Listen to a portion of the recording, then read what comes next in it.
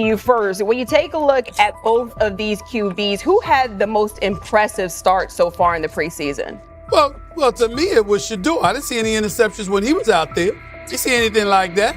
I mean, don't get me wrong. I don't think Dillon Gabriel did a bad job. I was impressed with the brother, but I'm going to go with Shedeur. You know, the pressure was on him. The spotlight was on him. Stephen A. Smith didn't just call out Dillon Gabriel. He held him accountable and made him rethink his comments. The moment Dillon Gabriel spoke and went after Shedeur Sanders, it wasn't a minor slip. He crossed the line and stepped directly into Stephen A. Smith's wheelhouse. And Smith answered with a clear, direct response that left no room for misinterpretation. The comparisons were emanating from the media more so than anybody else. And that's what I think, that's exactly who I think he was directing his comments towards. Having said that, Dillon Gabriel, respectfully, it was stupid. A very dumb comment to make. First of all, let me tell you something right now. In every walk of life, far beyond the parameters of a football field. This wasn't casual sports commentary, it was a decisive critique. Dillon Gabriel's comments were taken apart by Stephen A. Smith with clear, direct points. Gabriel, a quarterback with solid stats but limited top-level achievements, chose to take a public shot at Shedeur Sanders. Shedeur, who has handled sustained media scrutiny and on-field expectations, became the target of an unnecessary criticism. Smith responded by challenging Gabriel's standing to make that claim, and by defending Sanders on the facts. The outcome was clear. Gabriel overreached, and Sanders didn't deserve the hit. Dan Orlovsky would sit up here in comparison to Shedeur Sanders, who did no such thing, and say, hey, thought he looked better. I got to give him the edge here. I thought it wasn't bad. A pick six and a fumble, and we can get over fumbles. Have you heard anybody say that? I know it's possible. Have you ever heard anybody say, we get over? Stephen A. Smith responded immediately. As soon as Dillon Gabriel made his comments about Shedeur Sanders, Smith delivered a clear, point-by-point critique that drew national attention across the NCAA media cycle. Dillon Gabriel has a reputation as a good quarterback, not a dominant one. He can post strong numbers against opponents like Tulsa, but his performance has been inconsistent when the stakes and competition rise to playoff level. Well, those who produce get treated differently than those who don't.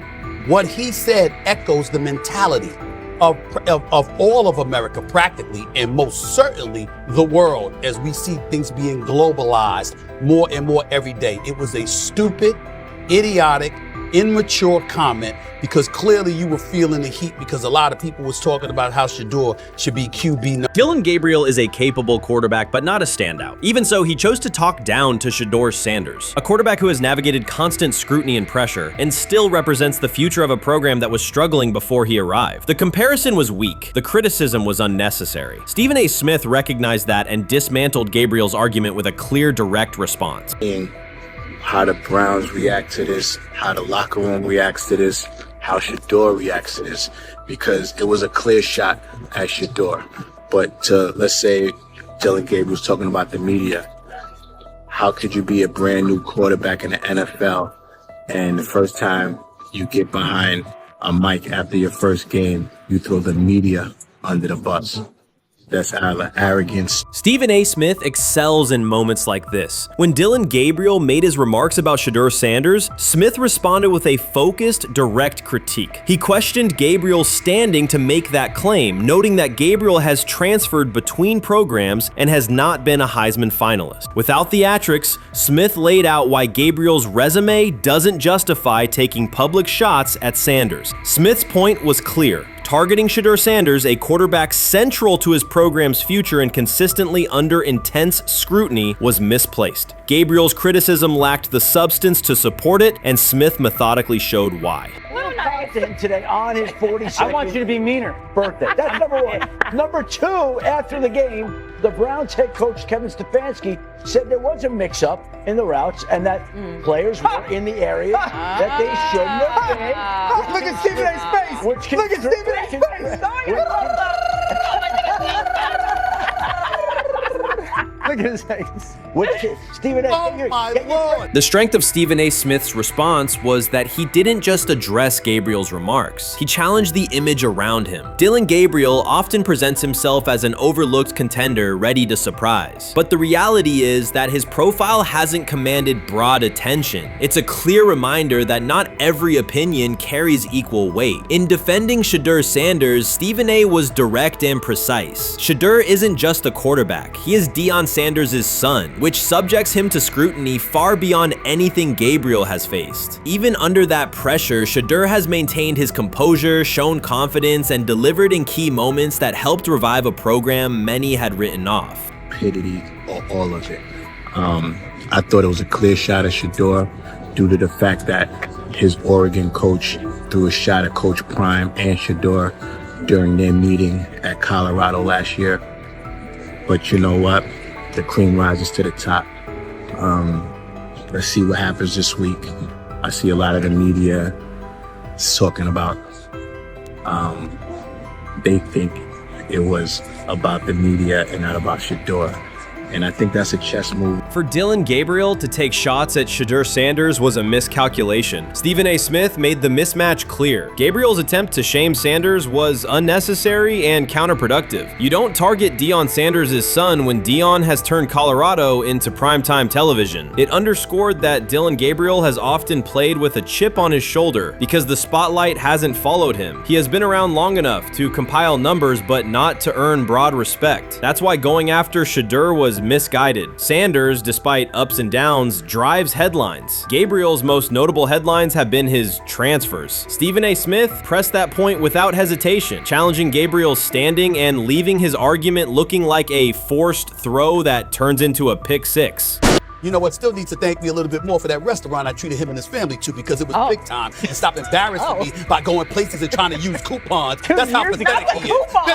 The point is that a pick six and a fumble is usually considered a bad day. Stephen A. Smith didn't need to raise his voice to make the point. He presented Dillon Gabriel as a player whose talk outpaces his resume and defended Shedeur Sanders with clear comparisons. That's why he called Gabriel out so directly. The comparison wasn't just unfair, it was forced. Now look at Gabriel's record. The numbers are solid and he can win against average defenses, but the resume lacks defining markers. There's no sustained Heisman contention, no late season surge that reshaped the national picture, and no postseason moment that cements a legacy. The track record reflects steady production, not top-tier impact. That's the gap Smith underscored. Gabriel's criticism of Shedeur Sanders wasn't supported by what he has accomplished, while Sanders continues to carry a program under constant scrutiny. Let's see some of them step up and make some plays out there. Ain't no way. Gabriel Ain't no way. He's not built like that. No way. And this one is picked off and going back the other way. Oh my God, why did he stop playing? Now it's a foot race. And that is that. They told me bust out my AP, perfect timing. H-shot, we about to get legendary. Shedeur start the next game, baby.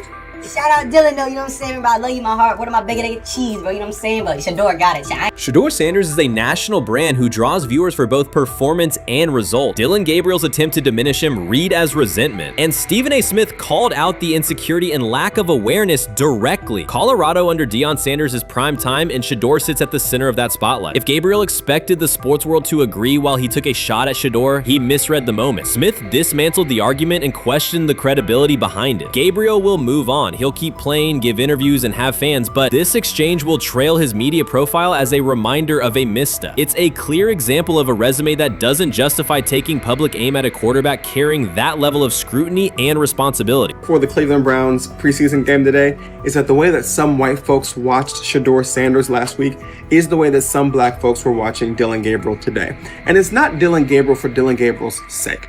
Most folks don't have a problem with Dillon Gabriel. It's what he represents, which is the disrespect of a black person for no other apparent reason than they are a confident black person. Dillon Gabriel thought he was aiming up. Instead, he was placed back among quarterbacks who are good but not great. Stephen A. Smith made the central point. Dillon Gabriel doesn't shape the conversation. Sports are about narrative as much as numbers, and Gabriel's story doesn't move the culture, while Shedeur Sanders does. Smith highlighted that contrast clearly. By the end, Gabriel's credibility had taken a measurable hit. The critique was decisive and sent a broader message to any player considering public shots at Shedeur Sanders. If you step into that debate, you will be held to a higher standard and your resume will be tested. Dillon Gabriel learned that the hard way. The rumors have ended. The decision is public. Cleveland Browns owner Jimmy Haslam has informed every level of the organization that unless an unforeseen injury intervenes, Shedeur Sanders will start at quarterback in week 1. The announcement is not an informal suggestion or a quiet push in the background. It is a direct order. Multiple independent reports, amplified most visibly by Colin Cowherd, confirm that Haslam delivered the directive himself. From the owner's viewpoint, the logic is simple. No one else on the roster offers the same combination of talent, leadership, and long-term upside. Joe Flacco is approaching the twilight of his career. Kenny Pickett has shown flashes but remains inconsistent. Dillon Gabriel, taken in the 3rd round, is a developmental project. By contrast, Haslam believes Sanders can alter the franchise's trajectory immediately, and he refuses to allow internal hesitation to stall that possibility. The standoff traces back to April. General manager Andrew Berry and head coach Kevin Stefanski entered the draft wanting a low-profile prospect who would fit quietly into the existing depth chart. They prioritized scheme familiarity, modest public attention,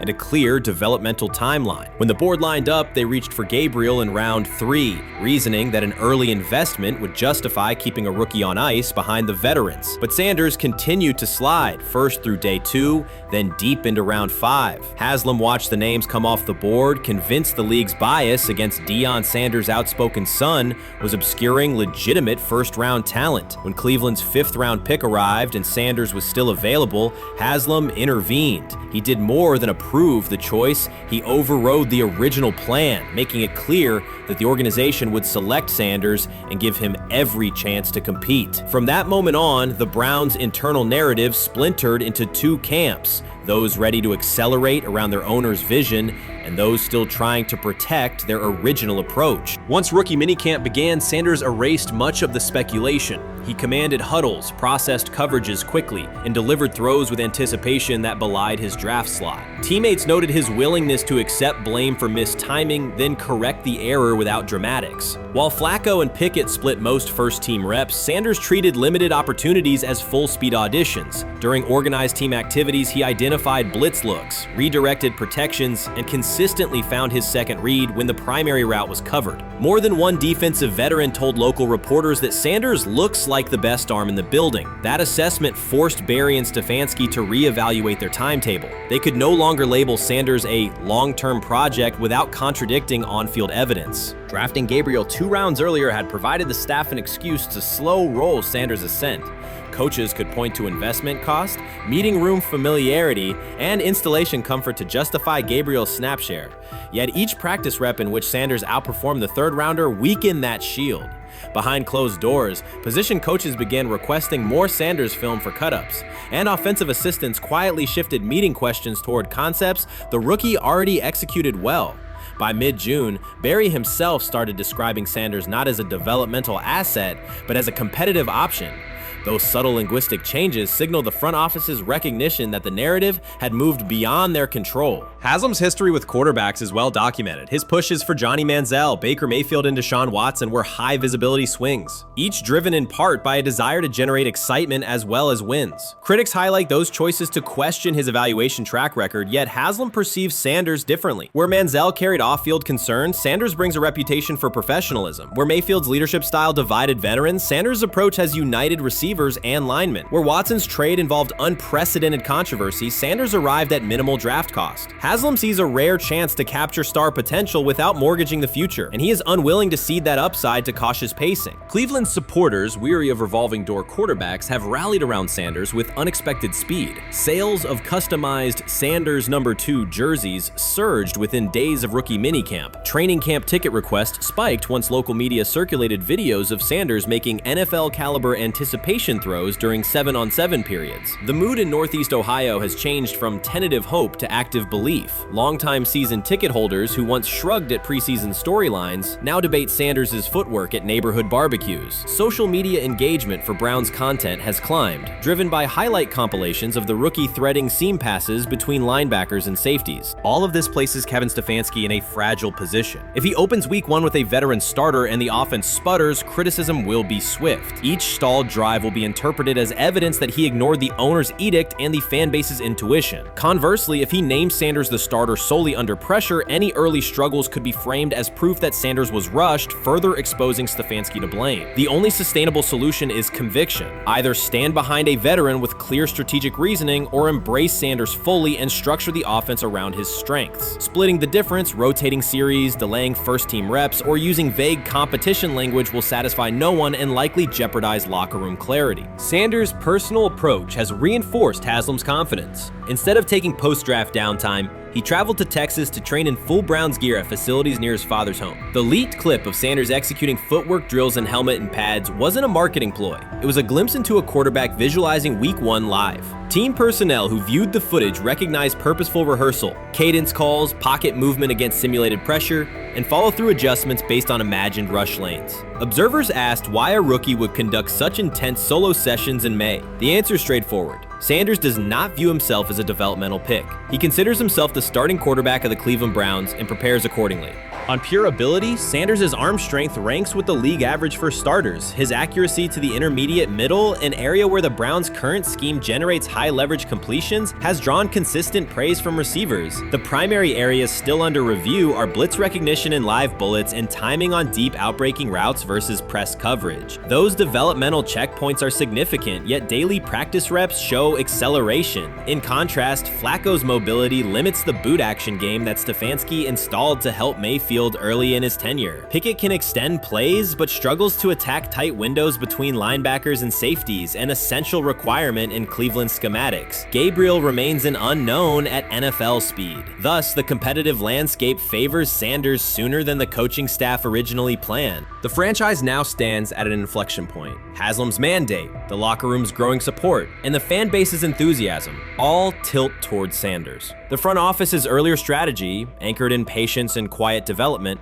is increasingly untenable. Barry's shift in messaging indicates grudging alignment, but final authority over the depth chart rests with the coaching staff, unless ownership directly intervenes on game day decisions. A move rare but not unprecedented in the NFL. Should Stefanski align with the owner and name Sanders the starter before preseason concludes, he can claim proactive vision and tailor the offense through training camp. Should he resist and open with a veteran who falters, he risks rapid loss of credibility and possibly his position. Either path carries pressure, but only one aligns with the momentum sweeping through the building. For 2 decades, the Browns have cycled quarterbacks without securing a stable star. Each new hope, whether draft pick or trade acquisition, has collapsed under injuries, inconsistency, or organizational disarray. The possibility that Sanders could finally anchor the position is not merely a football storyline. It is a potential cultural reset for a fan base defined by resilience. Haslam's insistence reflects that awareness. Cleveland needs a leader who can win on Sundays and project confidence every other day of the week. Sanders has shown he can shoulder expectations without retreating from scrutiny. That trait, more than arm talent alone, is why the owner views him as indispensable. Voluntary workouts transition to mandatory minicamp next week. If Sanders receives a substantial share of first-team snaps, observers will interpret it as the staff's acknowledgement that the competition is tilting decisively. A public declaration may not follow immediately, but every rep allocation is a signal. If, however, the staff continues funneling most top unit snaps to Flacco or Pickett, tension will escalate. Local media will question the evaluation process. National analysts will debate the merits of letting a rookie learn through live action versus controlled practice. Inside the facility, players will recognize any disconnect between performance and opportunity, and unity could fray. The Browns have reached a decisive moment. Shedeur Sanders has demonstrated the skill, poise, and work ethic to justify starting in Week 1. Jimmy Haslam has publicly positioned him as the future, and by implication the present of the franchise. Kevin Stefanski and Andrew Barry must either endorse that vision or brace for the consequences of delaying it. For Cleveland fans, the significance is clear. A legitimate chance to exit the cycle of quarterback uncertainty and rally behind a signal caller capable of commanding the field and galvanizing the city. Whether that opportunity is seized promptly or postponed will define the Browns' 2025 season and likely the tenure of the decision makers involved.